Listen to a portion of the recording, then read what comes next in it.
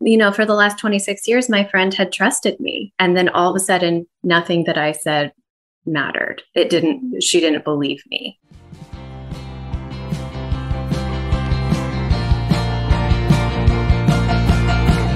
This is Sarah Stewart Holland. And this is Beth Silvers. Thank you for joining us for Pantsuit Politics.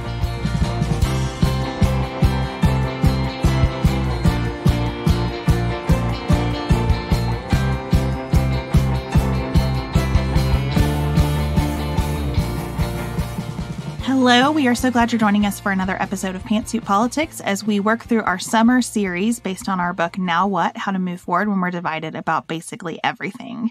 In our last episode, if you missed it, we talked with a group of listeners about our families and about the conflicts that exist in our families, about the power dynamics surrounding those conflicts, about what it means when we change our status in relationship to the family or someone in the family tries to change that status. Today, we're going to widen the circle out and look at the people that we choose to live with, our partners, whether they are partners in a romantic sense, in a marriage, or roommates who we spend a lot of our time with. And we are also going to look at our friends, in another sense, our chosen families, and how does conflict arise around politics in those relationships. Sarah, one of the stories that we share in the book centers around a big life learning moment for me in the 2020 election. I felt really strongly in 2020 that year it was very important for every member of my household to vote the way that I felt was best, which was to support Democrats, because I felt that the Trump administration, supported by so many Republican legislators in what felt like lockstep, was really moving us away from a lot of foundational tenets and the rule of law.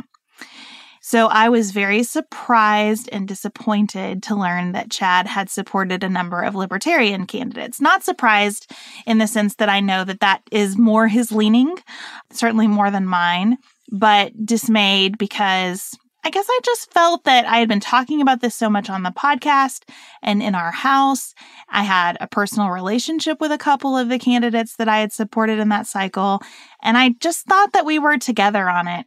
And it made me feel disrespected as a thinker and as someone who has some expertise on these issues. And I think it was even less about the impact of the vote and more about the way that I felt personally disrespected. It's kind of a hard story to tell because I did not handle this moment well. I got very angry, and he got angry at me for being angry. And then I got angry at him for being angry about me being angry. And it kind of spiraled the way that conflict in marriages and partnerships can spiral, because it starts being about a lot more than it was about. And I think that I disrespected him quite a bit in those discussions, and I have tried to make amends for that and reflect on how I handled it. But we share that story because it really demonstrates how expectations that are unarticulated within our relationships can get out of control pretty quickly. As we move through this series, I think I just thought we were together in it is pretty much the underlying theme as we move further out of these connected circles. Now, as a reminder, what we did here is we reached out to our launch team and we said, does anybody have stories about political conflict inside these different levels of connection? And we hosted Zoom conversations with about 4 to 5 people about these different relationships, families, partnerships, work relationships. And then we have been selecting audio from those conversations to share here with you. And so today we're going to talk about partners and friends, and we will share those conversations coming up next.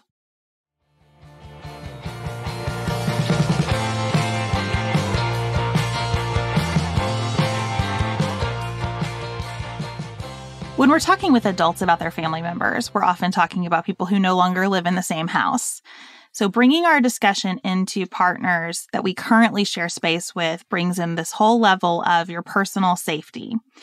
And your physical safety and your emotional safety become our paramount concern. So we're not sharing anything here that gets into the territory of abuse or neglect or the kind of toxicity that really requires intervention and professional assistance and support. Again, we're going to put a list of resources in our show notes for those situations. Here, we're going to share some conversations, beginning with one that resulted in divorce, to discuss the kinds of dynamics that our listeners are navigating inside homes. You wrote, my husband divorced me when I affirmed my LGBTQ child and began voting for Democrats. Right. And that was his named reason. Like, he was like, this is why we're done. Yeah, I think it was two different levels of things, because I went through a faith deconstruction, and that resulted in my politics changing. And so he was so heavily invested in the faith side of it and heavily invested in what that meant politically, that to see me change was something that he couldn't deal with. And I think it helped me to realize that he was an Enneagram 1 and saw that there was one way of doing this. And so he couldn't be okay with me doing things a way that was not the one way of doing it. And so that's when he decided to divorce me. Wow. When my husband voted for Trump in 2016, and I voted third party in 2016 because I didn't feel ready to vote for a Democrat. I was just so shocked that he was completely behind Trump. And I said, do you feel like he's a trustworthy person? Like, do you feel like he has integrity? And he refused to answer those kind of questions. And as I continued to deconstruct my faith and change my politics to, we need to care about other people, and we need to care about how this is affecting other people, and, vote in a way that helps marginalized people. So as we got closer to 2018, I was getting ready to vote for a Democrat for the first time. And he actually told me, if I had known that you would vote for a Democrat, I would never have married you. What? And I thought that, I knew that I was changing, and I knew that we had disagreed on some key issues, but I thought that we believed in each other's values and character enough to last through those kind of changes, and we didn't. I will never forget a conversation that we had summer of 2020, and he just had a real issue with the mandates and lockdown and masking and all of it. And so we were outside working in the yard, and he, out of the blue, was like, well, you've just betrayed our marriage by becoming a Democrat. You're not the person that I married. You've betrayed all of our values, and all of this. And I'm like, I grew up religious. I still consider myself deeply religious, but I don't think that that's in conflict with a voting Democrat. It's just caring for people in a different way. And he sees it as, actually, like, he's called it evil. Oh, and I've tried to seek counseling.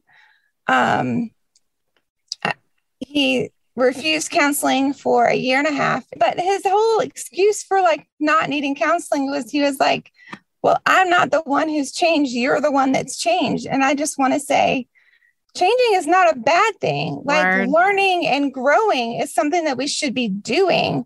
And if you're stuck in one place for your entire life, that is a problem. And thankfully I have, support from a great therapist. And that's the only way our marriage has not fallen apart. But I'm still debating if staying with him is the right thing because of the conflict. We have 4 children. That are 12 to 22. And so 2 are out of the house, 2 are still in the house. And I don't know. I don't know what the right thing is to do, honestly. How long have you been married? It will be 27 years tomorrow. Oh, wow. I'm tearing up. Becky, you go. You wanted to add something. I'm getting a little emotional. I wanted to say that I had a similar as you did when I had written myself some notes about how I wanted to vote and just to, there were so many things on the ballot. And so I'd written myself some notes and emailed them to myself. And my husband went into my email. And when he saw that, what I had written down, he messaged me and he said, "This is so sad." He said, "I should just give you a link to a place where you can kill babies right here, because that's what you're doing by voting for Democrats." And it's that same idea that you are evil because because you see this in a different way, or you want to help babies in a different way, or you want to help families in a different way.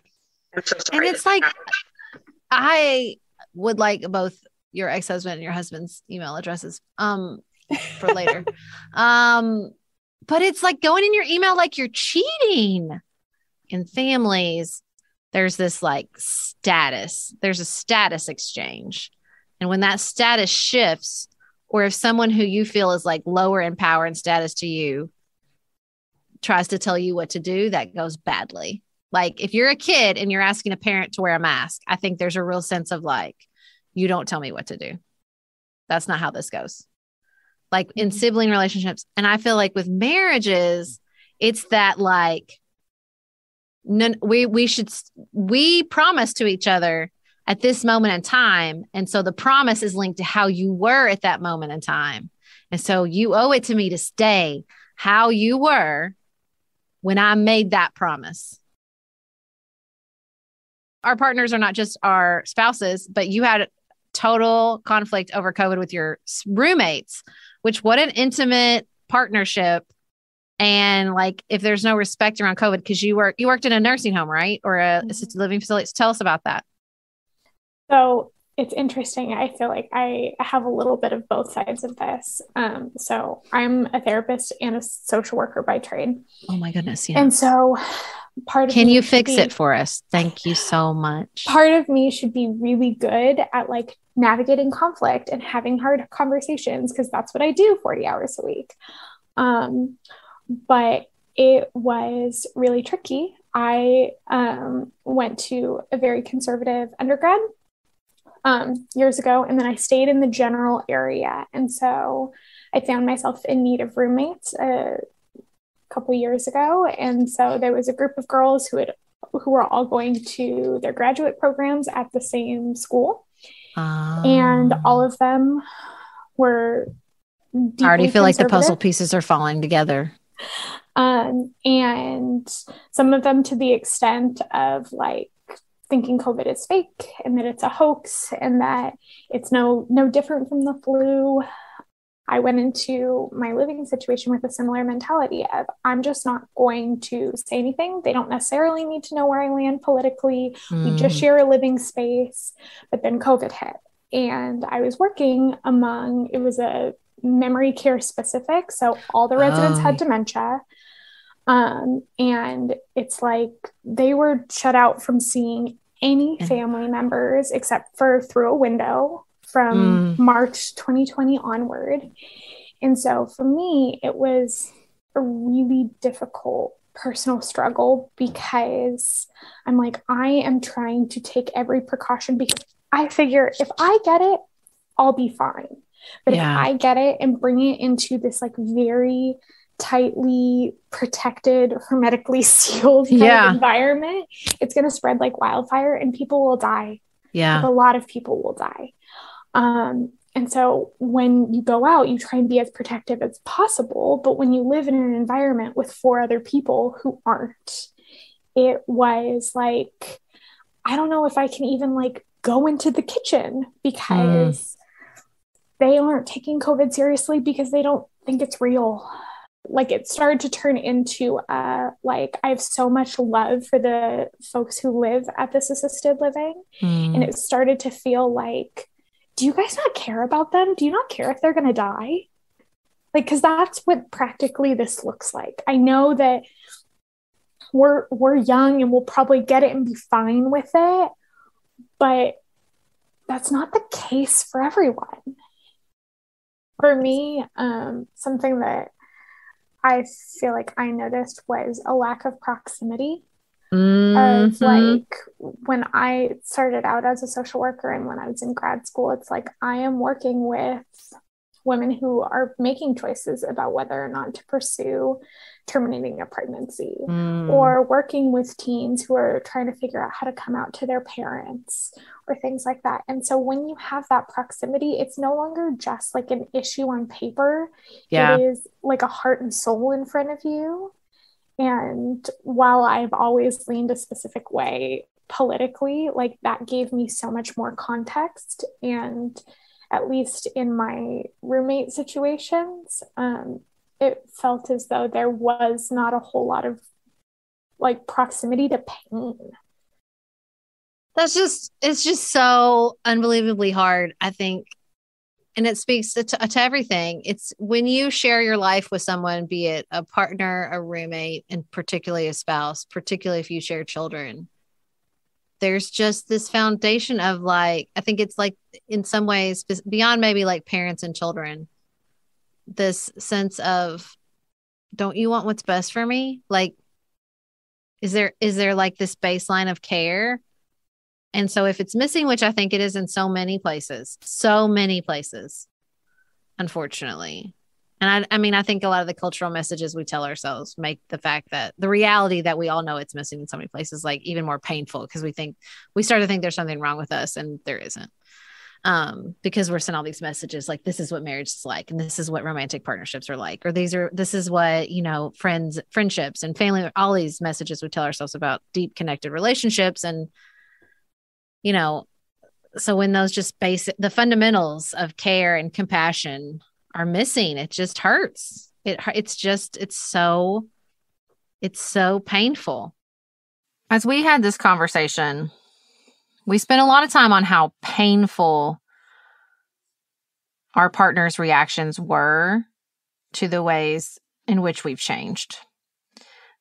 And I started to realize what a powerful player change was, that people inside these partnerships felt like a bargain had been struck. And I think that gets wrapped up in that sort of the expectations we generally carry about marriage and partnership. But, there's just this expectation that like we are agreeing to this and that is not going to change. And so when things change, as they inevitably do, and it is about relationships between human beings, I think it's so fascinating and often heartbreaking to see how people react to change, because we tell ourselves that when things change, that, we can depend on the closest people in our lives. But really, intellectually, we know, at least I know, that often those are the people we lash out at first. Like those are the people that take the brunt of the change.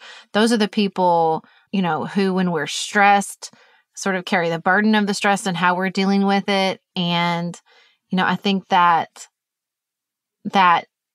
role that change and stress and sometimes trauma play inside the relationship and burden the relationship.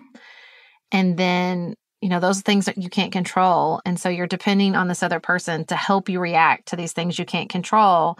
And then you're stuck with this additional burden and heartbreak of they are responding in a way that is hurtful and in a way that you can't control. It's just this, it feels like this self-perpetuating cycle of, like you said, I get angry, you get angry, I'm angry, you're angry, but and it all feels like it comes from real fear and frustration and anger that the person in front of you is changing, or maybe isn't changing. And it is just the person they've always been in, and perhaps you didn't see it. You know what I'm saying? Like, I just think that is very hard.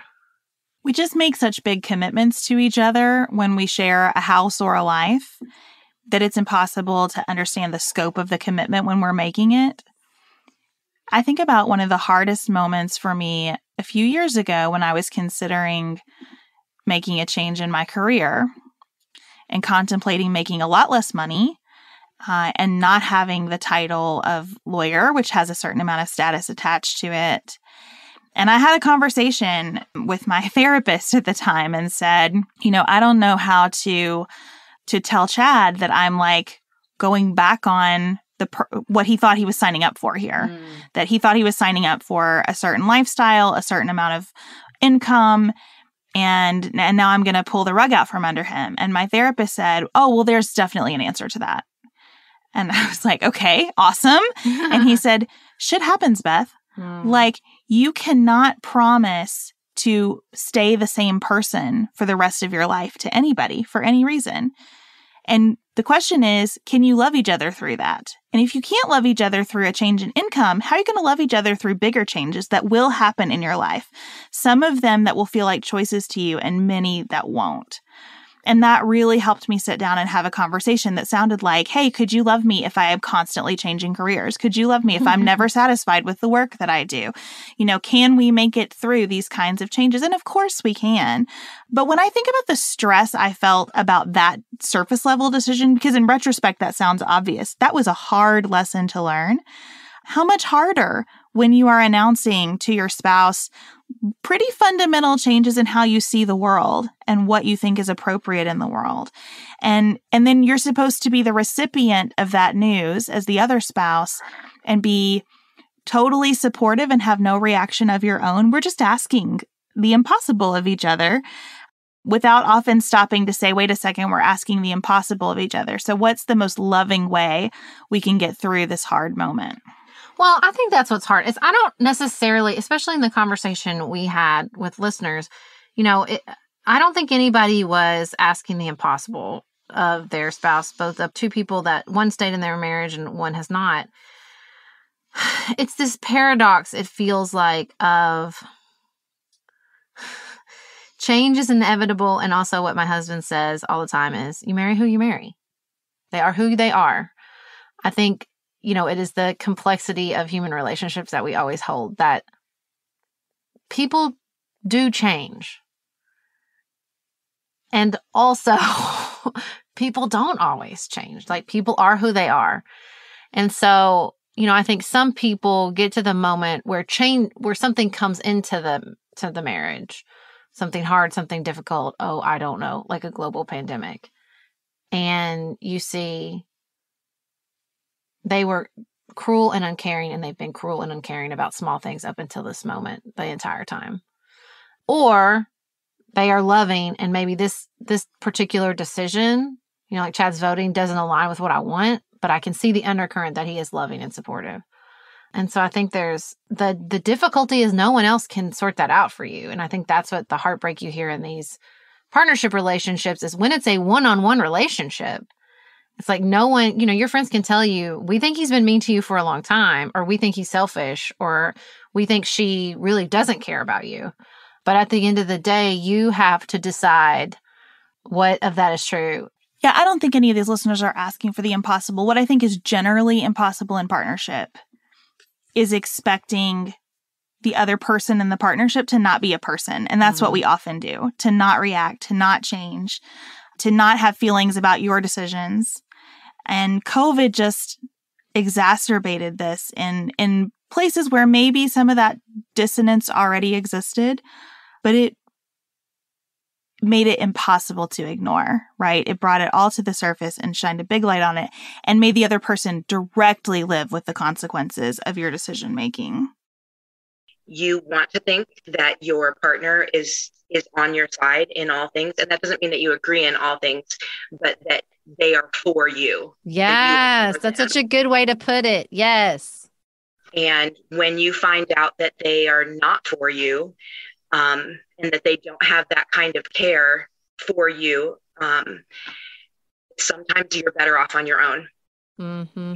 And I think Jenny, one thing I know from going through 2 divorces, which I don't have any, it brings me shame to even say that. But one thing that I know is you go through so long where you're like, what should I do? I don't know the right thing to do here. And then there comes a time when you do know what to do, and you feel it settle into your heart. This is the thing I need to do. And when I have friends who are talking about whether or not they should get divorced, I always say, there will come a time that you second guess yourself, and you have to wait until you have that settling into you that says, I know that this is what I should do. And so I'm going to be thinking of you as we go on from tonight, Jenny, and just waiting for you and hoping for you. Sarah, I noticed that the Enneagram came up in a lot of these conversations. And so we know everyone's not familiar with the Enneagram. We tend to talk about it quite a bit here because it's been a really valuable tool for us, and it's clearly been a valuable tool for listeners as they think through, especially what motivates them in situations filled with conflict. A tipping point for me was when he said, okay, we just can't talk about this anymore. We can't talk about these hard topics anymore. And I was like, if we can't talk about these hard topics, I lead from an Enneagram 4. And I was like, if we can't talk about hard topics, what is the meaning of our relationship? Like it just feels void and empty, you know? And so I was like, whoa, I've got to get serious. Like, how am I coming to this conversation? Because I want to be able to talk about hard topics, and we just have to skill up.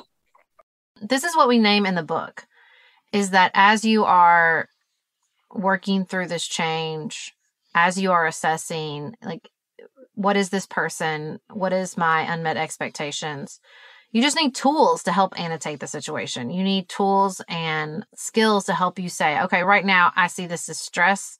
This is how I'm acting in my stress, or you're depleted from your stress, whereas I'm needy from my stress, and those two things are running into each other. And so I think that, you know, all these tools that help us describe how we're feeling, what's happening in a fight, just being able to see a fight clearly, they're incredibly powerful. I think one of our listeners in this conversation summed it up really well in talking about what it is that we want from each other and why it hurts so bad when we don't receive it. Man, that was hard too. That didn't come easy, and it still doesn't come easy at all for us. But I think it's that baseline of recognizing, like, I'm on your team. Are you on my team? Are we a team together? And being able to start from that place and remind ourselves and move out from that place as we've had issues with, like, other, you know, extended family members and things like that, where it was like we would come at each other about it and be like, whoa. We want the same thing. We want our kids to be healthy. We want them to be loved. We want them to be in healthy relationships with their extended family. So let us pull this back and focus on that. That we are in this together, and I want good things for you, and you to have healthy relationships with your family, and you want the same for me. And sometimes that means we have to figure out some boundaries or whatever. We're going to take a quick break and come back and think about friendships.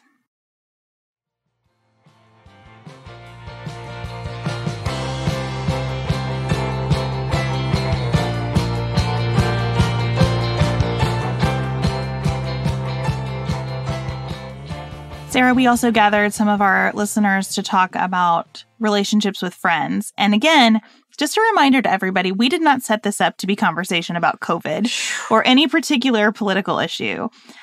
But COVID was the dominant refrain in talking about fractures in friendships. I wanted to start with you because you said that you lost your best friend of 26 years over Trump and COVID and vaccines. And I just wondered if you could tell us how that relationship started and then what it felt like as this conflict surfaced through a president and a pandemic. Yeah. So we were 10 when we became best friends. And we knew each other since basically birth, but that's when we decided we were best friends. Both raised in really, really conservative fundamentalist Christianity. So from birth, we were given the label, you are a Republican.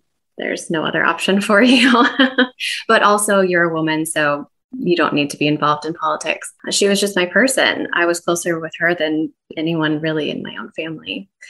She was so supportive and loving.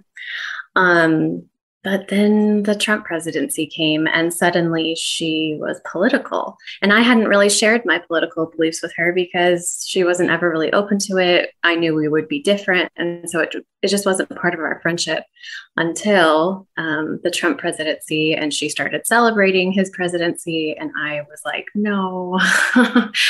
But again, we kind of just tried to keep it out of our friendship until the pandemic, which I think a lot of us experienced. And my husband's business fell through. So I was a stay-at-home mom at the time, but he worked in aerospace, and suddenly all of his contracts were canceled. So I went back to work, and I worked as a telephone triage nurse for COVID patients. And the anxiety of doing that work was excruciating. Listening to 35-year-old people, who I was 35 at the time, having strokes and having heart attacks, and asking me, but if I take my husband to the ER, am I ever going to see him again? And I couldn't say, it was just excruciating. Every day felt so overwhelming. And at the same time, my best friend's husband managed a natural food store. So they got sucked in real hard to that, along with Trumpism and along with anti-vaccine. And she started telling me, well, you just need to tell your patients to take vitamin C and then they wouldn't be dying. They just need to be taking vitamin D. That's the problem. And I wish that you would do that so that people wouldn't die. And it was just so much victim blaming of the people that I was watching suffer. And I could not tolerate it. At the same time, my family of origin, very, very conservative, very upset about COVID. And I set a hard boundary of, I will not see you because you refuse to be vaccinated.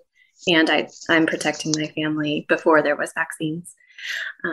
So I was dealing with everybody close in my family of origin side, plus my best friend, who used to be my person when my family would reject me as well. And so it was too much. At some point, we got to the point where she just said, I don't know you anymore. I don't know why you've become like this. And then when I said that to you. Yeah. And I said, well, I don't know that I can go with your beliefs either, because she was basically QAnon and trying to get me to go to Sean Fugue concerts. And I was like, no, that's not been me for a long time, but now it's really not me. And she couldn't accept that. So it actually, since I've written that survey about a month ago, we had a good conversation where I feel like maybe there's a potential for healing. But for the last 2 years, we've been no contact. And we used to talk like every couple days. I maintained the part where like I still sent her kids birthday presents, and I still reached out to her on her birthday and Christmas just to say hi and I love you. But it wasn't the deep, intimate friendship that we experienced for the last almost 30 years. So it was really, really devastating. And she also was very, very against the vaccine and masks. And so me choosing to wear a mask and take COVID precautions was deeply offensive to her. And she told me that she couldn't be in relationship with me because I had such a spirit of fear. And so I was like, well, I can't listen to you tell the people that I'm watching suffer that it's their fault. So we just couldn't find a common ground there. Katie, I wonder how this is landing as you listen to Amanda's story. Yeah, very similar. My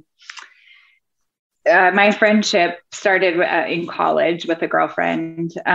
We had the same major, and we're really good friends for the last 18 years. But I work in healthcare. I'm a PA at a congestive heart failure clinic.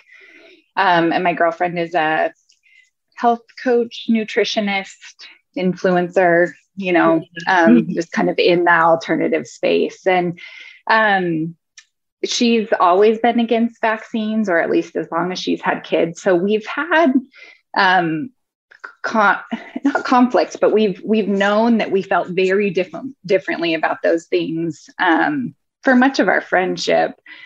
But yeah, these past 2 years have been particularly hard. Amanda, I can relate to a lot of what you're talking about. I had a lot of patients that have died and have suffered, and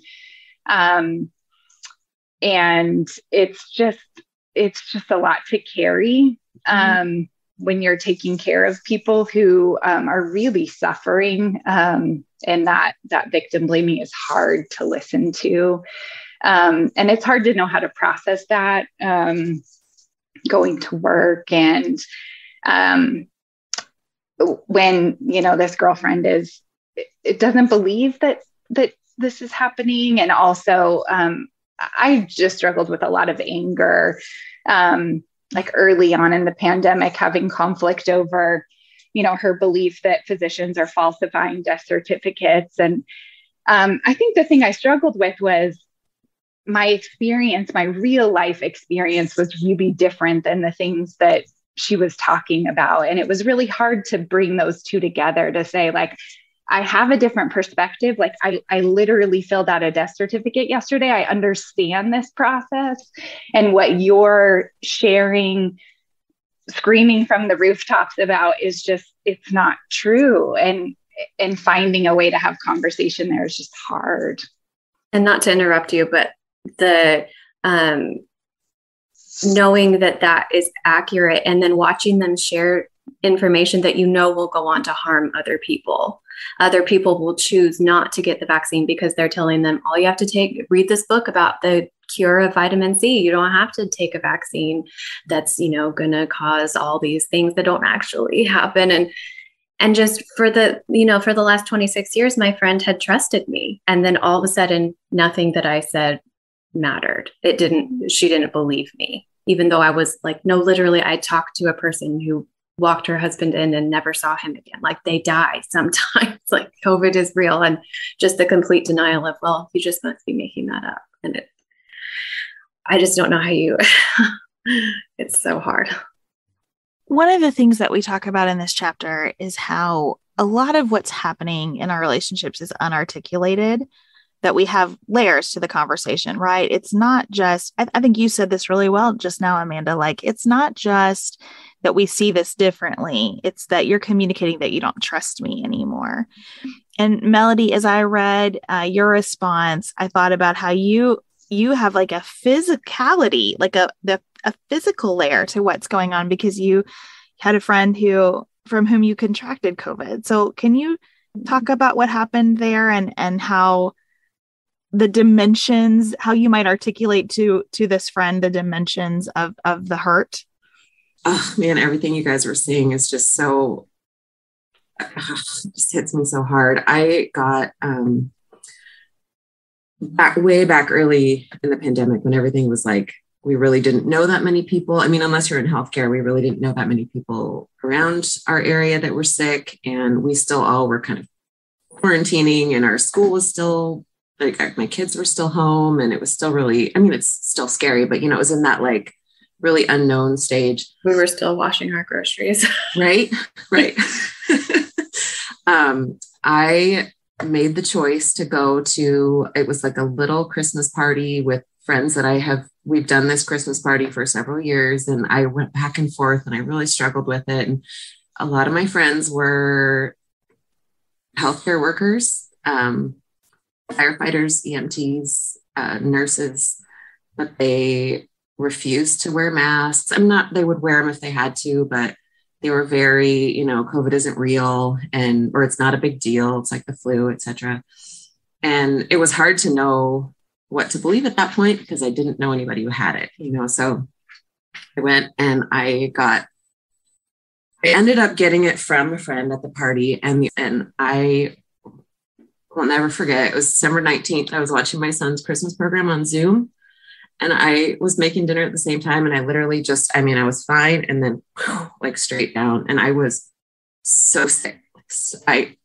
So sick. Like I wasn't to that point where I thought I was going to have to go to the hospital. I was breathing okay. That part was fine. But the fatigue, like my body temperature spikes. Like at one point, my husband found me after taking a bath, because I was trying to like do anything that would make me feel better. And I had to crawl out of the bath but I had to send out a text in December after I got sick because I had been at this small. Anyway, so I sent out a text and I got no response there was like 12 people on the text. And that is like the one, you guys, that's like the one thing as I was writing things down that will never leave me because nobody said anything.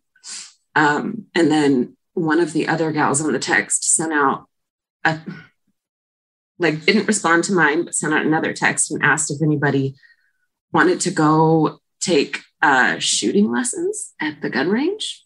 And everybody was like, yes, great. I'd love to.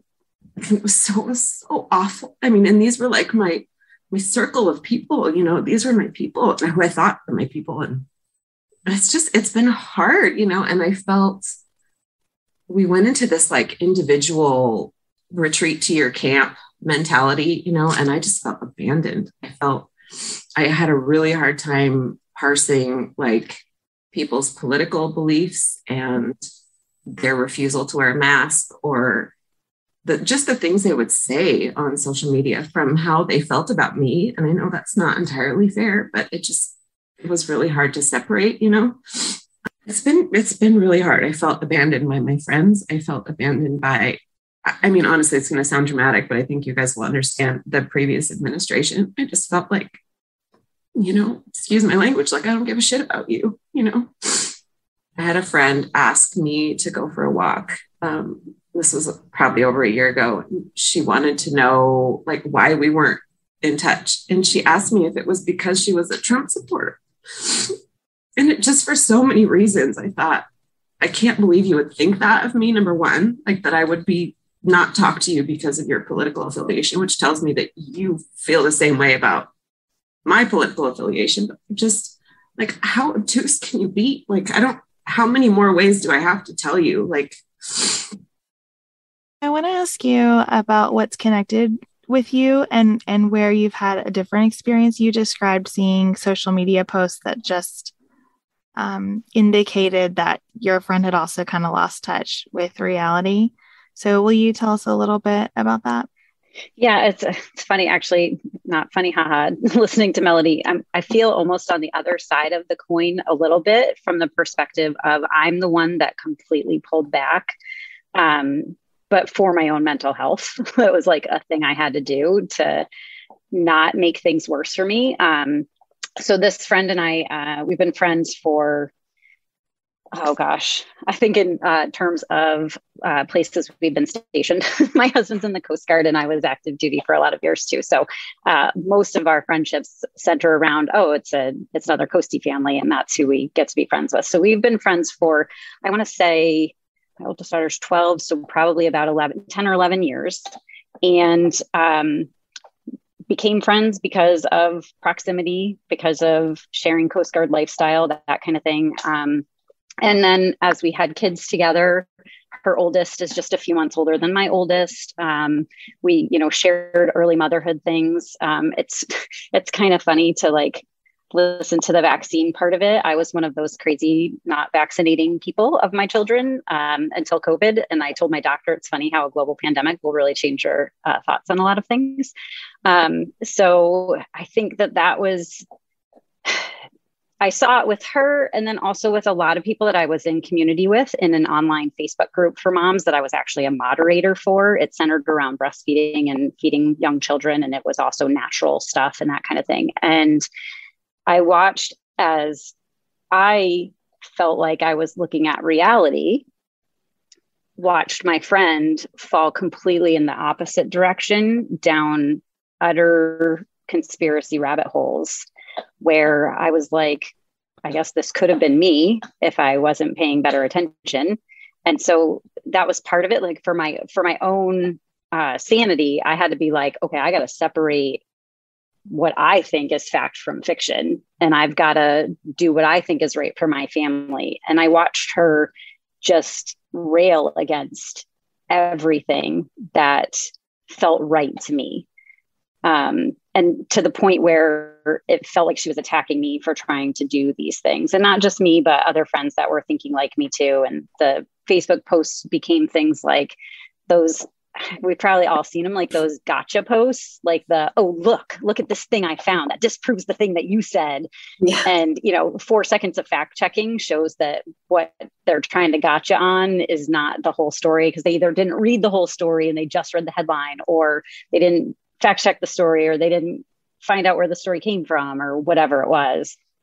And it just got to the point where I tried to understand where she was coming from. And so I'd like tried to give the grace to begin with, and like just okay, like eventually something's got to change. Eventually something's got to change. And it hasn't. I mean, here we are 2 years later, and, she started in right away with this is ridiculous. We shouldn't have to do this. My family is fine. Why do I have to care about, like, basically, why do I have to care about anybody else? And that was really hard to hear from a person that I thought shared a lot of the same values that I did. Not all the same, like I knew that we had some differing opinions as far as politics and stuff. Her husband is very, very conservative, and she was not as conservative as him, but that has since changed. I felt like at some point in time, there had to be an off-ramp, and then the off-ramp never came. And that it makes me feel guilty, but then it also makes me feel like I'm holding a boundary that I need for my own mental health. And it's all just hard. And part of me wants to find a way back. And part of me is like, well, maybe she's not the person that I thought she was. So maybe it's okay that we've drifted, and that's fine. Sarah, I was not expecting supplements to have such a dominant role in this conversation. Tell you what, I'm actually not surprised. And here's why. Often what seems to happen when friendships break apart, it's like we said, there is a person who says, I'm in pain and I needed you. And the response is obviously, because of the conflict, not enough. And so I think the supplements, it's like that's somebody saying, well, I'm trying to be here. See, I'm trying to offer to fix it for you. But when someone's in pain, that's not what they need. They don't need you to fix it. But I think we do that a lot in our friendships. I think that we are, look, we're already been through 2 pretty painful conversations before we got to friends. So we're dealing with complicated marriages. We're dealing with family dynamics, kids issues, hard work environments. And so I think we get to a conflict with a friend, and we just want to offer, a quick fix or something that, because in our minds we're like, I can't take on one more thing. I mean, I hear that a lot with my friends, and especially with friendships they sort of walked away from. It's just like, I did not have the capacity to tend, work through conflict in one more relationship space in my life. And sometimes it's not even conflict. Like, capacity is real. After we talked to Jennifer Senior, I heard from a couple of people who were saying, I really hate that so many people don't have friends out there. And also, I can't be everybody's friend. I have the friends that I can handle in my life right now. Attending to the relationships I'm already in is about all I can do. And so I feel like I'm contributing to the problem because I can't take on more friends. But there is a reality of, if I'm going to love my people well, I'm kind of at my limit. Yeah. And I think that's hard. I mean, how do you do that calculus? How do you say, I don't have any more capacity for this friendship? Knowing how important friendships are, knowing how loneliness can take years off your life, knowing that we are spending a lot of time in American culture right now on the fact that we don't have enough friends and we don't take care of those friendships. So you kind of have this pressure to stay friends, to take care of the friendship. You have a lack of margin and capacity. You have inevitable conflict. You have a mismatch of how people handle their varying levels of margin and capacity. And it feels like a big old mess. And I have not worked out for myself yet when this kind of conflict should end a friendship. When I think about all of the supplement conversation and the approach to COVID, it does feel really significant to me and like an incredibly hard thing to work through, because at my stage of life, a lot of what I'm leaning on friends for, like when things are hard and when I need them to show up for me in that I need you and you're going to be there for me way, a lot of it does revolve around bodies. It's, I was just in my friend's brand new house that she hasn't even moved into yet, crying on her brand new sofa about issues of caring for our family members, And so if I'm going to lean on my friends for that kind of thing, or if you're in a group of women and everybody's talking about their birth experience, which happens all the time, or talking about, do you have a good OBGYN recommendation? I mean, you do kind of need to be on a somewhat similar page about these big picture physical issues with your adult friends to feel the comfort of their friendship. And so I just don't know when we walk away. And I think a lot of that is thinking through, what place can friendship have in my life in this season? I think the physical conversations are a manifestation of, we really want to hear we're making the right choice. We certainly want to hear we're making the right choice when our health is on the line. But again, intellectually, I think we all know deep down that when it comes to something as complex as the human body, there's so rarely a situation where it's 100% the right choice. And like an objective panel of medical experts would tell you that this is 100% the right choice. Now, look, COVID's a little different, right? I think a lot of people are going to go, well, of course the vaccine's the right choice. And, of course this is the right choice. Of course masking was the right choice. But we learned over time that masking was more complicated than we were giving it credit for in the beginning. And maybe we will feel like that about the vaccine. Y'all all remember how defensive I was of the vaccine. I've had to reevaluate my sort of attitude about the vaccine over time. And I think, especially when there's like life and death or even just health on the line, that desire to for someone to tell you, you're making the right choice. Because that's what we want to hear. And that's certainly what we want to hear from our friends. You're making the right choice. You're doing the right thing. But, another cultural value we talk about all the time, is the importance of diversity of perspective. And so I think the paradox of friendship is like, we're served by both. We need people when we're in pain to witness the pain and to say, I'm here and I'm not trying to fix it.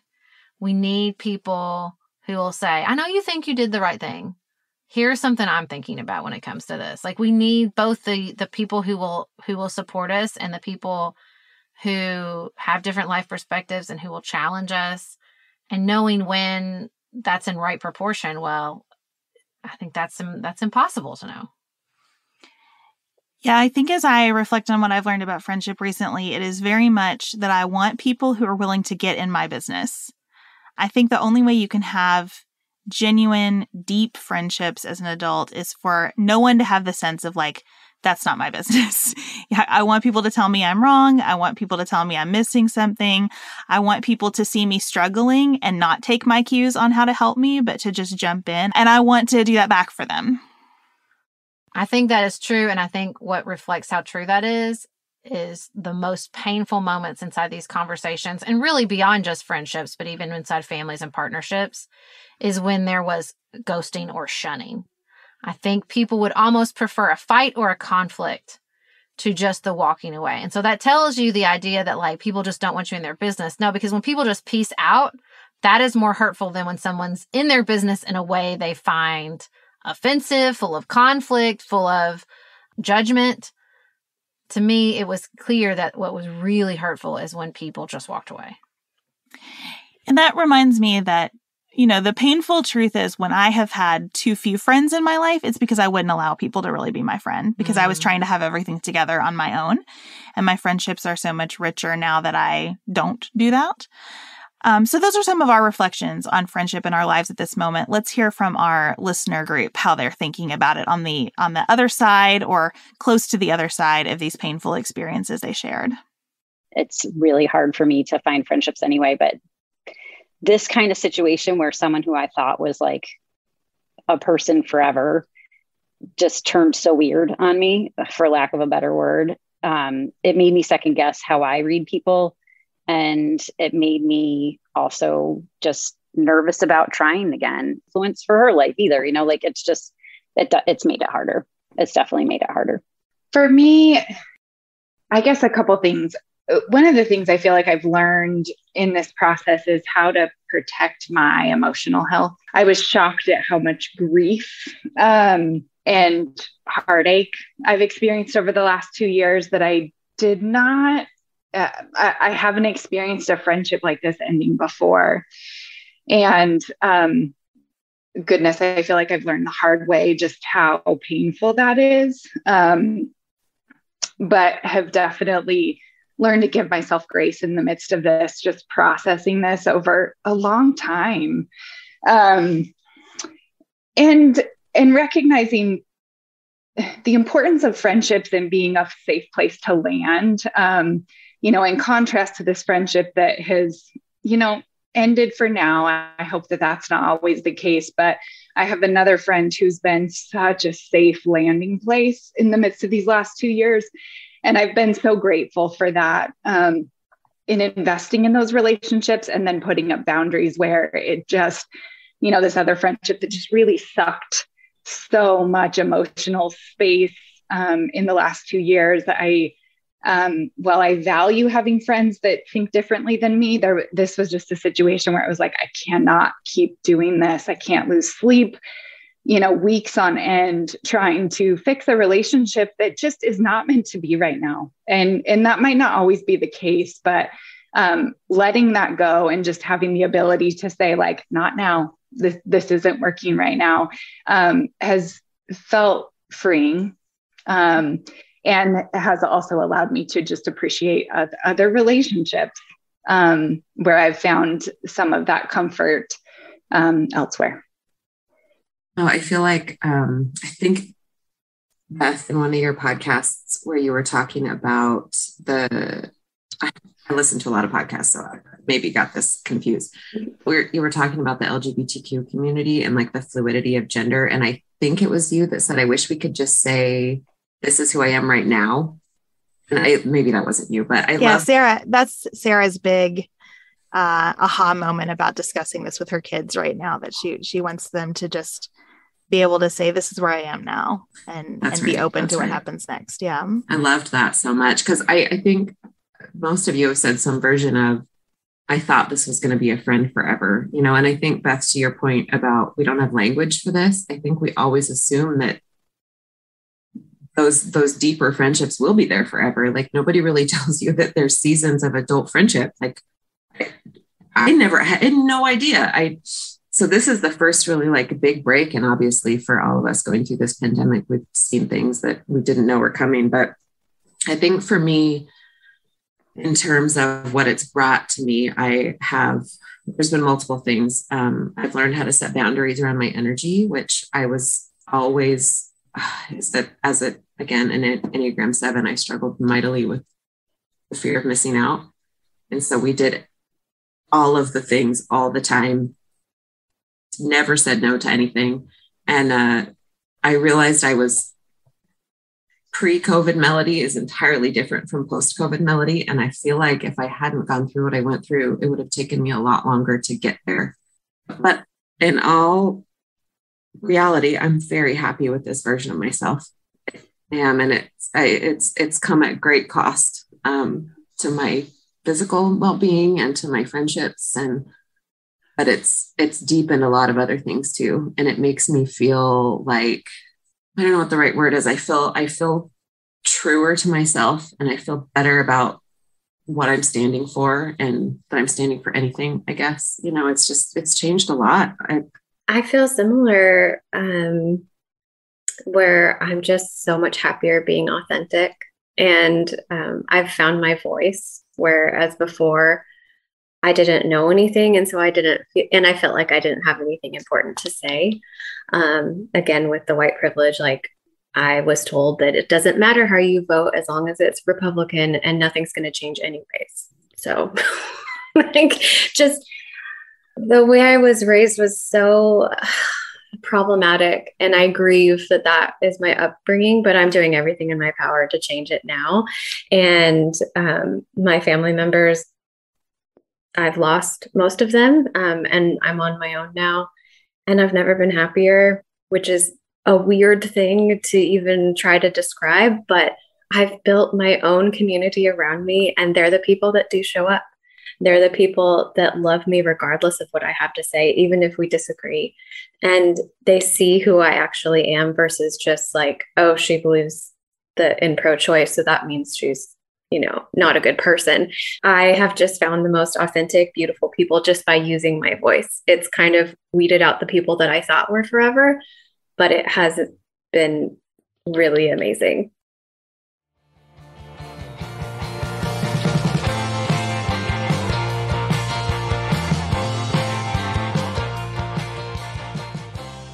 We are so grateful to the participants in these conversations. This is a big ask. And as we spent time with people on these calls through a lot of tears and laughter and chunks of these conversations that you're not hearing, it was a big ask. And I'm so grateful, and I find so much value in people sharing their stories. So thank you to all of our partners and friends, conversation partners in this episode. Thank you to all of you for being here. In our next episode, we're going to talk about the subject that we got more stories on than anything else, and that is church. We hope to see you then.